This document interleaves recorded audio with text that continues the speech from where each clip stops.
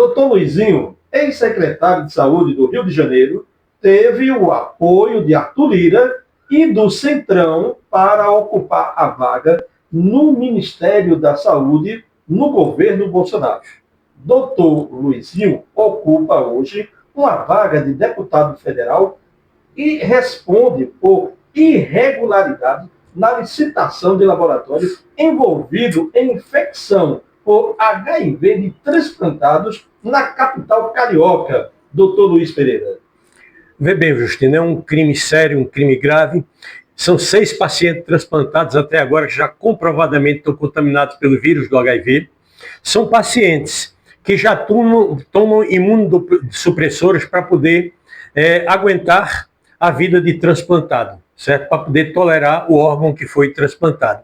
E se contaminam com uma doença que também compromete a imunidade, quer dizer, fica com sua imunidade duplamente comprometida, levando a um sério e grave risco, inclusive de vida, e num curto espaço de tempo. Então, já foram comprovados em 6 pacientes. O dono do laboratório disse que não é um resultado positivo, é um resultado falso negativo, para usar de puro eufemismo, para defesa futura na justiça, com certeza. Agora, estão sendo retestados mais 286 amostras para ver se já estão contaminados também, certo? Eles recebem esse laboratório, para vocês verem a medicina privada em que é que dá. Qualquer privatização, ela só vai dar errada. Na saúde, ela sempre vai dar muito mais errada. Não tem como usar lei de mercado na saúde. Eu não posso devolver o produto e eu não posso mudar de provedor. Eu só posso ser atendido no SUS e depois de tomar bezetacil não tem como devolver. Então, essa privatização deu também nisso, tá certo? O Matheus Salles Teixeira é primo do doutor Luizinho, tá certo? Vocês verem que o caos na saúde do Rio vem de antes de Cabral, quer dizer, já vem de Rosinha Garotinho, de Garotinho, passa por Cabral, Pezão, Witzel e agora o pior de todos, que é Cláudio de Castro, tá certo? Então, a aparência do laboratório vocês viram na televisão. Aqui no Nordeste a gente tem um chuqueiro, tem um curral, tem um galinheiro. É parecendo essas 3 coisas. Como é que oficializaram esse laboratório para algo tão sério, tá certo? Então, esse doutor Luizinho foi cotado, como o Justino já disse, para ser ministro lá na época da pandemia. Imagina a loucura que não seria, se bem que Bolsonaro fez pior ainda, né? Escolheu Pazuello. Então, eles ainda estão culpando, eles agora no Rio de Janeiro, estão culpando o governo Bolsonaro, que acabou totalmente com o financiamento do programa DST-AIDS. Então, se essas 6 pessoas chegaram a doar, a gente não sabe se em vida ou se em pós-mortem, quer dizer, imagina o tanto de gente que é HIV positivo no Rio e nem sabe que a saúde está ao Deus dará, tá certo? Então, tudo isso, todas as ONGs cariocas envolvidas nessas maracutaias estão sob suspeita de fraude. Eles chamam de OS, mas é maracutaia do mesmo jeito, tá certo? O Luizinho tanto é próximo de Bolsonaro, como é próximo de Lira, como é próximo de Valdemar da Costa Neto, tá certo, gente? A gente tem que ver agora como é que o Ministério Público da Saúde do Rio de Janeiro, o Ministério Público do Rio de Janeiro e o Ministério Público Federal vão se comportar quanto a isso. Não podem acontecer esses crimes de responsabilidade aberrantes, nos quais as pessoas e suas famílias vão ser extremamente penalizadas e, mais uma vez, jogar tudo para dentro do tapete e não ter posição. Pena dos cariocas, que, inclusive, tem o pior governador do Brasil em todos os tempos, chamado Cláudio de Castro. Ele supera os antecessores. Então, preocupa bastante e o Ministério Público Federal, viu, Gonê, tem que se preocupar diretamente com essa questão do Rio de Janeiro, que é séria, grave, e pessoas vão falecer por conta de irresponsabilidade, de ganância por dinheiro. Ele sequer ele terceirizou esses exames para um laboratório que poderia fazer. Ok, minha gente? A gente lamenta o que acontece hoje na saúde do Rio de Janeiro. O mais contraditório de tudo isso, é um país continente que nem o Brasil, é um país de destaque, hoje a 9ª economia mundial, e a corrupção ser tão descarada aqui no nosso país. Né? A gente é vergonhoso e, ao mesmo tempo, é triste a gente se deparar todos os dias com casos igual a esse lá do Rio de Janeiro, não é um caso isolado, não é uma situação, não é a primeira vez que isso ocorre, nem tampouco no Rio de Janeiro e outras entidades da nossa federação. O que nós precisamos, além da moralização, além de toda a responsabilidade com a saúde da população brasileira, a gente precisa fazer com que os nossos políticos eles tenham realmente a responsabilidade, o peso do cargo que eles ocupam. Eles precisam entender que no Congresso Nacional, no Senado, nas Assembleias Legislativas, nas câmaras de vereadores, eles têm a responsabilidade de legislar. Legislar em favor de uma população e não em causas próprias, né? E se deparar com situações igual a essa, como é o caso relatado aqui lá no Rio de Janeiro. É triste, é vergonhoso. Aí eu lhe pergunto, doutor Luiz, aí a gente vai pedir solução a quem? Veja bem, Justino, a questão é bem mais complexa, até porque os parlamentares federais, estaduais, municipais, além de legislar, eles também têm que fiscalizar, coisa que eles nunca fazem. Todos os parlamentares no Brasil, federais, estaduais e municipais, geralmente eles se rendem ao executivo. Nessa questão da saúde no Rio de Janeiro, ficou provado que a privatização da saúde indistinta e criminosa foi que levou a esse tipo de coisa e vai levar ainda mais coisas piores que essa, tá certo? Até porque você pode privatizar outros setores da economia, mas a saúde não tem como, porque não tem como a saúde se viabilizar na lei de mercado, tá certo? Ele não pode mudar de provedor. Eu estou insatisfeito pelo SUS, vou para onde?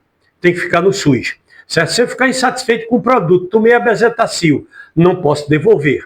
Então tem que parar de vez com essa privatização por atribuição da saúde, onde eles privatizam o próprio Estado através dessas famigeradas OS, que são ONGs pioradas, extremamente corruptas nas suas direções, nos sistemas de contratação e nos serviços que prestam. Então passa por uma revisão. Então, em absoluto, é necessário uma CPI minimamente no estado do Rio de Janeiro para variar esse crime tão bárbaro na minha visão. Tá certo, gente? Não dá para não estabelecer quem são os responsáveis. Deixando por conta da justiça, principalmente a justiça do Rio de Janeiro, num estado caótico que nem o Rio, principalmente na sua justiça, onde quem manda é a milícia e as facções. Quer dizer, isso aí fica só no âmbito do Rio de Janeiro. A gente tem que reviver aqui a CPI das milícias e entrar nessa questão da CPI da saúde. Esse foi o caso que disparou, mas a CPI vai ter que ter uma abrangência muito maior para investigar toda essa imoralidade da privatização da saúde do Rio de Janeiro, que vem acontecendo faz tempo. É só vocês lembrarem da época da pandemia, o que aconteceu no Rio de Janeiro e em vários outros estados, tá certo? Se bem que, por culpa dos governantes da época, no caso, o principal responsável, Bolsonaro. Se vocês lembrarem que os estados bolsonaristas faleceram de Covid em torno de 280 pessoas por cada 100 mil. Nos estados nordestinos, onde não era governado por bolsonaristas, esse mesmo número de mortes caía para em torno de 80 mil pessoas por cada 100 mil. Fica claro que a privatização da saúde, o neoliberalismo na saúde, as leis do mercado da saúde só vão levar isso ao agravamento das mortes e o agravamento também das doenças, principalmente as doenças evitáveis e preveníveis. No Rio de Janeiro, as doenças das mãos sujas, que dependem só da prática de higiene, também estão proliferando. Tá certo, gente? Então, CPI no Rio de Janeiro, já. Doutor Luiz Pereira, estamos agora no segundo turno das eleições aqui em Pernambuco e temos 2 municípios aqui na região metropolitana que vai ao segundo turno. No caso, o município de Olinda, onde a gente tem o Vinícius Castelos, do PT, e a Mirela Almeida, né, do PSD. Já no município de Paulista, a gente tem o Ramos, né, que é do PSDB, versus disputando contra o Júnior Matuto, do PSB. Como é que o senhor analisa o segundo turno dessas eleições aqui no Grande Recife? Bom, tem que entender que a governadora, por mais que tenha sido criticada durante toda a campanha, principalmente pela fraquíssima participação dela na campanha de Recife, onde João Campos deu de lavagem assim, mas a nível do Estado, tem 123 prefeitos mais ligados a ela. Foi a eleição que o PSDB, que é o partido dela, mais cresceu, e foi a eleição que o PSB mais encolheu no interior. Então, estão todos voltados agora para a eleição aqui na região metropolitana, que é Paulista e Olinda. Em Paulista é Ramos, que a governadora apoia, tá certo? Se bem que é apoiado também pelo ex-prefeito, que é do PT, né, que é o Ives Ribeiro. Vê que confusão. Só que Ives disse que já tinha conversado com Lula e estava liberado para apoiar quem quisesse. No caso, Gleice Hoffmann hoje se manifesta querendo apoiar Júnior Matuto no segundo turno. O Júnior Matuto, no primeiro turno, teve 30% dos votos, e o Ramos esteve próximo de ganhar no primeiro turno, teve 44% dos votos. Os problemas de Júnior Matuto, né, no mandato anterior ao de Ives, ele foi prefeito por 2 mandatos seguidos, sempre sendo caçado e voltando, tá certo? E muita gente muito próximo de Júnior Matuto, inclusive os ex-candidatos que o sucederam com o apoio dele, atualmente estão com Ramos, tá certo? Então, tem essa situação aí que Gleice Hoffmann, da direção nacional, interferiu para apoiar Júnior Matuto, que é o candidato do PSB, apoiado também por João Campos aqui do Recife, certo? Na questão de Olinda, nós temos, como você falou, Vinícius Castelo e a Mirella. O Vinícius é do PT, com o vice do PCdoB, que é o Celso Muniz, certo? O Vinícius, ele é um advogado por formação, trabalha na área também, e a Mirella é uma empresária apoiada pelo atual prefeito Lupécio. As peças estão colocadas, a gente vai ver o resultado disso aí, tá certo? Então, o governador João Campos também está envolvido lá, em defesa da candidatura do PT, enquanto Raquel apoia a candidatura do PSB. Então, estão jogadas as pedras aí para as cidades da região metropolitana, onde até agora a governadora não teve um bom resultado. O resultado dela no Agreste e no Sertão foi esse resultado ascendente, inclusive algumas cidades da Zona da Mata.